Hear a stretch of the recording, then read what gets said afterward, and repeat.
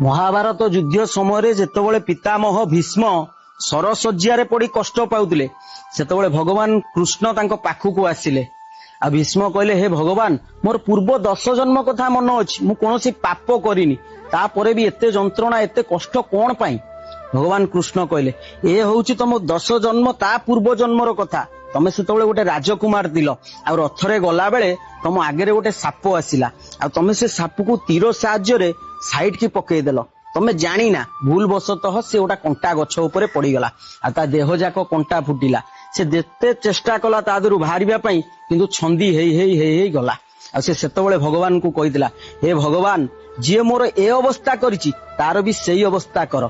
Are माने होउची एया जे स्वयं गंगा मां को पुत्र होउचंती भीष्म सी निज पाप धोई पाइलेन तांको भोगिबाकू पड़िला।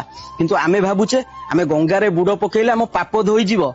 आमे भाबुचे आम कर्म केही देखुनांदी ऊपर वाला सबू देखुची आ विचार एइटी ही हबो। जय श्री राम।